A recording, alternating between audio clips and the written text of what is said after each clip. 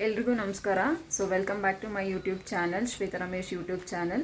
So first of all ಎಲ್ರಿಗೂ ಗೌರಿ ಗಣೇಶ ಹಬ್ಬದ ಆರ್ಥಿಕ ಶುಭಾಶಯಗಳು.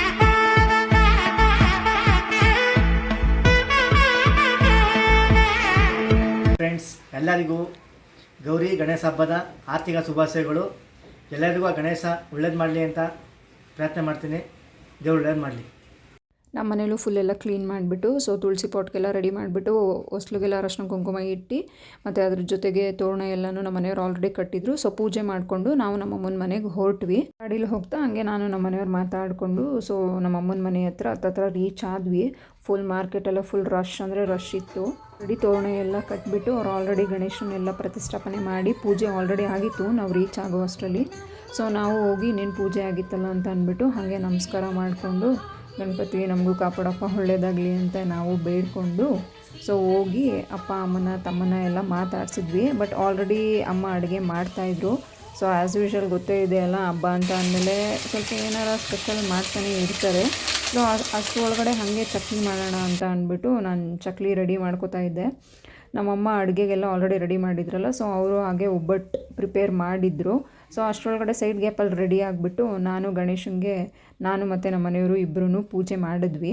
ಸೊ ಪೂಜೆ ಮಾಡಿದ ನಂತರ ನಾರ್ಮಲ್ ಎಲ್ಲರೂ ಒಬ್ರಿಗೊಬ್ರು ದಾರ ರೆಡಿ ಮಾಡಿದ್ರಲ್ಲ, ಸೊ ಒಬ್ರಿಗೊಬ್ರಿಗೆ ಕಟ್ಕೊಂಡ್ವಿ. ಸೊ ಫಸ್ಟು ನಾನು ನಮ್ಮ ಮನೆಯವರು ಕಟ್ತಾಯಿದ್ದೀನಿ. ಸೊ ಅದಾದ ನಂತರ ನಮ್ಮ ಮನೆಯವರು ನನಗೆ ಕಟ್ಟಿದ್ರು.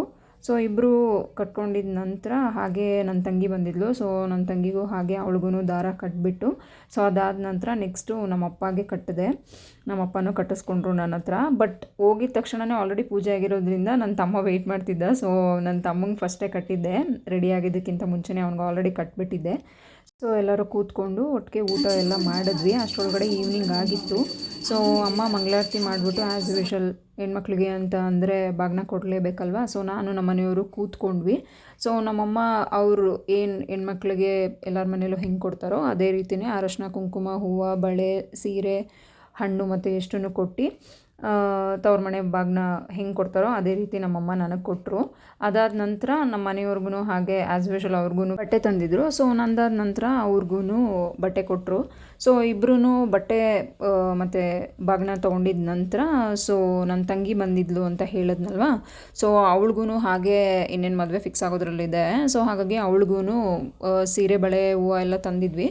ಸೊ ಆ್ಯಸ್ ಯೂಶುವಲ್ ಅವಳಿಗೂ ಅದೇ ರೀತಿಯಲ್ಲಿ ಕೊಟ್ವಿ. ಅರಶಿನ ಕುಂಕುಮ ಎಲ್ಲ ಇಟ್ಬಿಟ್ಟು, ಸೊ ಕುಂಕುಮ ಎಲ್ಲನೂ ಇಟ್ಟು ಅವಳಿಗೆ ಹೂವು ಮಡಿಸ್ಬಿಟ್ಟು ಏನು ಸೀರೆ ಮತ್ತು ಇದು ತಂದಿದ್ವಿ ಅದನ್ನು ಅವಳಿಗೂ ಕೊಟ್ಬಿಟ್ಟು ಒಳ್ಳೆಯದಾಗಲಿ ಅಂತ ಅಂದ್ಬಿಟ್ಟು ಹರಿಸಿದ್ವಿ. ನಾನು ಕೊಡ್ತಾಯಿದ್ದೀನಿ, ನಮ್ಮಮ್ಮ ಸೈಡಲ್ಲಿ ನಿಂತ್ಕೊಂಡು ನೋಡ್ತಾವ್ರೆ. ಸೊ ಅವಳು ಎಲ್ಲದನ್ನು ತೊಗೊಂಡು ಬಟ್ ಆಲ್ರೆಡಿ ಅಷ್ಟರಲ್ಲಿ ಸಾಯಂಕಾಲ ಆಗೋಗಿತ್ತು.